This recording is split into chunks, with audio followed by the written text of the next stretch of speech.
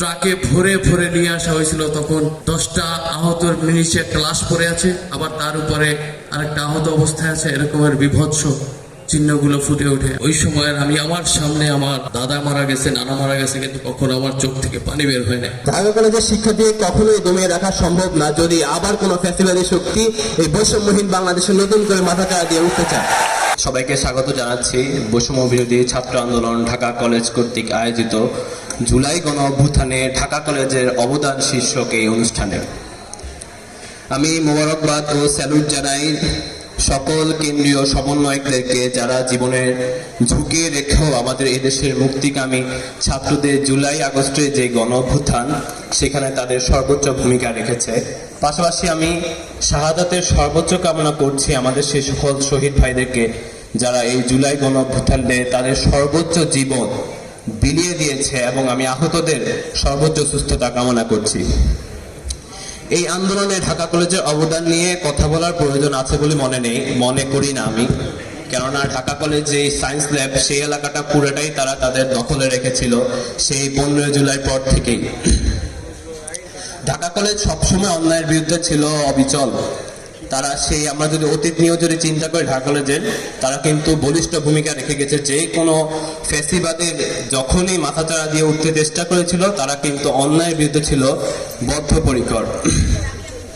তো আমি যখন গ্রেপ্তার হই তখন কিন্তু আমার একটা পরিচয় ছিল, তখন আমার পরিচয় ছিল আমি ঢাকা কলেজের একজন শিক্ষার্থী, এবং এই বিষয়টা আমার সবসময় আমার গর্বের বিষয় হবে বলে আমি আশা করি। আমি ঢাকা কলেজ সহ সারা দেশে যে সকল শিক্ষার্থী এবং সারা দেশের মানুষ আমার পাশে ছিল সে সময়, আমি এই জন্য ঢাকা কলেজ সহ সারা দেশের সকল মানুষকে আমি আমার পক্ষ থেকে কৃতজ্ঞতা জানাচ্ছি। আমি জানতাম ঢাকা কলেজের শিক্ষার্থীরা সবসময় অন্যায়ের বিরুদ্ধে প্রতিবাদী। দেশের যে কোনো সংকট মোকাবেলায় তারা সবসময় বদ্ধপরিকর, এবং এই অন্যায়ের বিরুদ্ধে প্রতিবাদী দেশের যে কোনো শিক্ষার্থী, মানে আমাদের যে ঢাকা কলেজ শিক্ষার্থী যে কোনো বিষয়ে তাদেরকে যে বলিষ্ঠ ভূমিকা আমরা সবসময় দেখে আসছি। এবং আমরা তা বলতে চাই, ঢাকা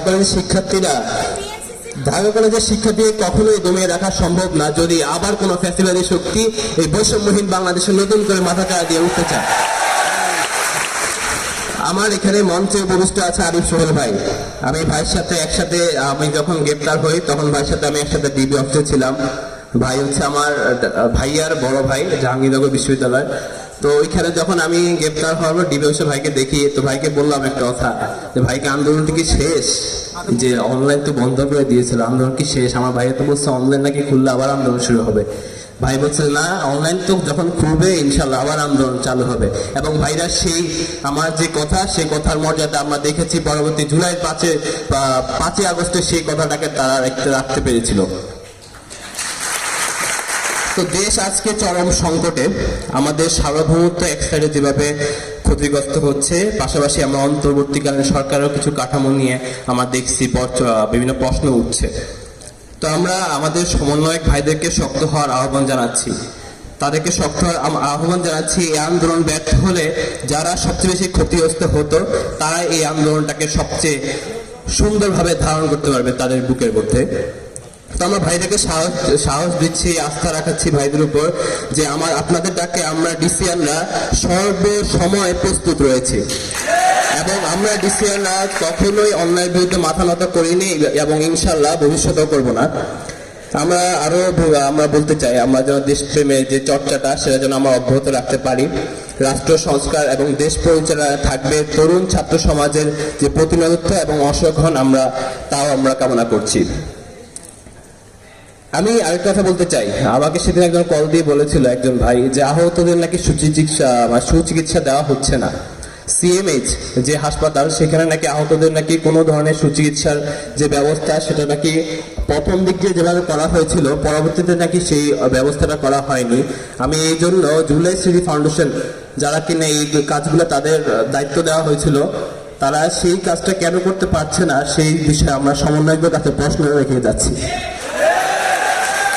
আমরা বলতে চাই, আহতদের সর্বোচ্চ সুচিকিৎসা কামনা করছি, আমরা তাদেরকে সর্বোচ্চ সুচিকিৎসা দেওয়া প্রয়োজন। আজকে এখানে একত্রিত হতে পেরে আমার শ্রদ্ধেয় শিক্ষক এবং কেন্দ্রীয় ছাত্র প্রতিনিধি এবং আমার সহযোদ্ধা ও ছাত্র ভাইদের সাথে আবার একত্রিত হতে পেরে আল্লাহর কাছে লাখো কোটি শুকরিয়া আদায় করি। এরকম একটা পরিস্থিতিতে আবার বসতে পেরেছি।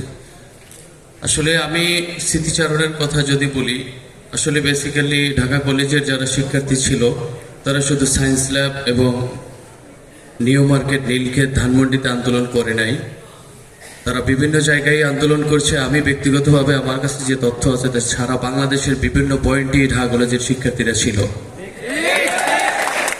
আমি বেসিক্যালি প্রথম থেকে নীলক্ষেত, নিউ মার্কেট এরিয়ায় আন্দোলন করেছি, কিন্তু সর্বশেষ যখন শেখ হাসিনার মরণ কামড় ছিল ঠিক ওই সময়টাতেই আমরা ঢাকা কলেজের বড় একটা গ্রুপ ছিলাম যাত্রাবাড়িতে। যাত্রাবাড়ি, সনির একটা মাতুয়াইল সাইনবোর্ড, ওই এরিয়াটায় যেই পরিমাণে তাণ্ডব চলছে এবং যেই বিভৎস সিচুয়েশন তখন ছিল, আমি ওই সময়ের আমি আমার সামনে আমার দাদা মারা গেছে, নানা মারা গেছে, কিন্তু কখনো আমার চোখ থেকে পানি বের হয় না। কিন্তু আমি ওই সিচুয়েশনটা আমি যখনই আমার মনে পড়ে তখন আমি আসলে চোখের কান্না আমি রাখতে পারি না, কারণ আমি দেখেছিলাম সেই সময় কি বিভৎস, কতটা নির্মমতা পরিস্থিতি সেখানে ছিল। যাত্রাবাড়ি থানার বর্বর পুলিশ অফিসার যারা ছিল তাদের কথা আমি না বললেই নয়। এরা এতটা নিকৃষ্ট ছিল।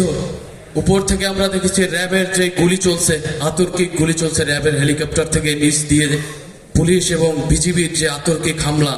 এবং আপনাদের আরো একটা তথ্য দিতে চাই, সাইনবোর্ড থেকে ভুইগড়ের দিকে যাইতে ওইখানে একটা বিজিবির ওয়্যার হাউস আছে, যে ওয়্যার হাউসটাতে প্রচুর পরিমাণে অস্ত্র মজুদ থাকে এবং প্রচুর সৈনিক সেখানে বিজিবির রয়েছে।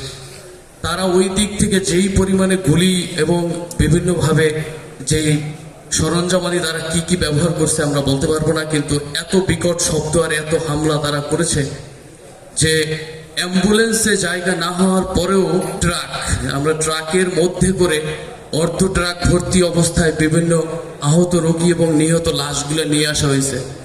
আমি জানি না জুলাই অভ্যুত্থানে এই কি কি ফুটেজ সংগ্রহ করা হয়েছে। আপনারা যদি যাত্রাবাড়ির সাইনবোর্ডের প্রোঅ্যাক্টিভ হসপিটালের সিসি ক্যামেরা টান দিতে পারেন, ওখানে দেখবেন যে ট্রাকে ভরে ভরে নিয়ে আসা হয়েছিল তখন বিভিন্ন লাশ, এবং 10টা আহতর নিচে একটা লাশ পড়ে আছে, আবার তার উপরে আরেকটা আহত অবস্থায় আছে। এরকমের বিভৎস চিহ্নগুলো ফুটে ওঠে। আসলে সেই দিনগুলির কথা ভুলার নয়, সবচেয়ে বড় কথা আল্লাহ আমাদের যেই আন্দোলনে বিজয় দান করেছেন। আসলে ওই যে সিচুয়েশনটা আমরা পার করেছি, আমি আসলে ব্যক্তিগতভাবে খুবই অসুস্থ, কারণ আমার ওইখান থেকে আমি প্রোঅ্যাক্টিভ হসপিটালে চিকিৎসা নিয়েছি, সিএমএইচে নিয়েছি। সর্বশেষ আমাকে ক্রিটিক্যাল অপারেশন ছিল হাঁটুর ভিতরে, যার কারণে আমাকে এভার কেয়ারে আমাকে রেফার করা হয়েছিল। তো সেই চিকিৎসা নিতে আমার অনেক বাধা বিপত্তি আমার পেরিয়ে সর্বশেষ আমার অপারেশনটা হয়েছে সাকসেসফুলি ভাবে, এবং রিকভারি হতে অনেক সময় লাগবে। আপনারা সবাই আমার জন্য দোয়া করবেন।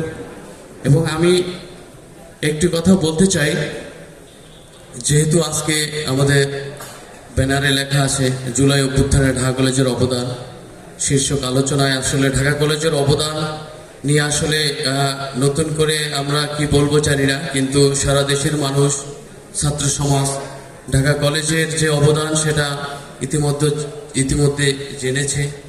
তো আমি এখানে কেন্দ্রীয় সমন্বয়ক এবং কেন্দ্রীয় ছাত্র প্রতিনিধি যারা আছে, আমার আহত যোদ্ধা ভাইয়েরা আছে, আমি তাদেরকে একটা অনুরোধ করতে চাই, আপনারা দিন রাত পরিশ্রম করে আহতদের জন্য আপনারা কাজ করতেছেন। আমরা জানি স্বাস্থ্য উপকমিটি রয়েছে, তারাও কাজ করতেছে, কিন্তু তারপরেও আমরা যখন দেখি এখনো পর্যন্ত অনেক আহত ভাইরা চিকিৎসা পাচ্ছে না। আমি একটা কথা বলেছি সব জায়গায় যে ভাই আমরা আহত হয়েছি, দেশের জন্য কাজ করেছি, আমরা আপনাদের কাছে টাকা পয়সাও চাই না, কিছুই চাই না, কিন্তু ন্যূনতম একটা চিকিৎসা, একটা ভালো চিকিৎসা যাতে হতে পারে সেই ব্যবস্থাটা করবেন।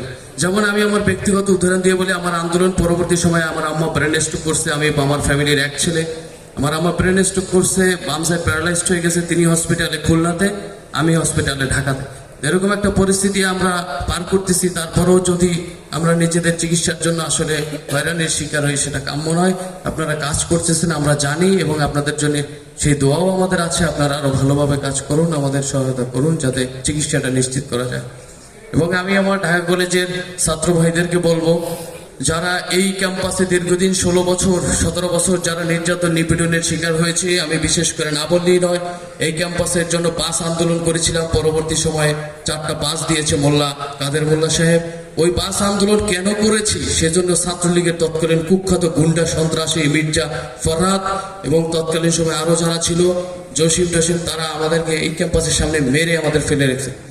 17 সালে যখন নিরাপদ সড়ক আন্দোলন হয়েছিল, তখন আমরা 18 সালে, তখন আমি লেখক ভট্টাচার্যের সাথে একটা টকশোতে যুক্ত হয়ে আমি বলছিলাম যে ছাত্রলীগের ঢাকা কলেজের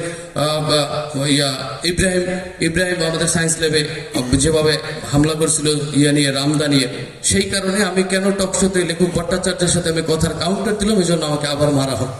তাও যাই হোক, আমরা মার খেয়েছি বারবার, কিন্তু আল্লাহ আমাদেরকে বাঁচিয়ে রেখেছে, এই জন্য শুক্রিয়া। কিন্তু এই যে একটা সিচুয়েশন আমরা পার করছি দীর্ঘ বছরে, সেই পরিবেশটা যাতে আর কোনোদিনও বাংলার মাটিতে আর না পায়, সেজন্য আমি অনুরোধ করব। এবং এখানে যারা কেন্দ্রীয় সমন্বয়ক যারা আছে তাদেরকে কাছে আমি করজোর হাত জোর করে আমি একটা অনুরোধ করতে চাই, ভাই প্লিজ আপনাদের কাছে আমার অনুরোধ হলো এটা, যে জুলাই অভ্যুত্থানে বৈষম্য বিরোধী ছাত্র আন্দোলনের যে ব্যানারটা, আমি মনে করি ব্যক্তিগতভাবে এটি একটি পবিত্র ব্যানার, যে একটা ব্যানার বাংলাদেশে তৈরি হয়েছিল, যেই ব্যানারে সকল দল মত ধর্ম বর্ণ নির্বিশেষে সকলকে একত্রিত করতে পেরেছিল, সেই ব্যানারটা যাতে কুলুষিত না হয়, সেই ব্যানারটা যাতে কোনোভাবে স্বৈরাচারের দোসর, আওয়ামী লীগ গুন্ডা লীগের দোসরদেরা যাতে কোনোভাবে এই জায়গাটায় স্থান পায়, সেই ব্যাপারে আপনারা সতর্ক আছেন, কিন্তু আরো আপনারা সতর্ক থাকবেন বলে আশা করি।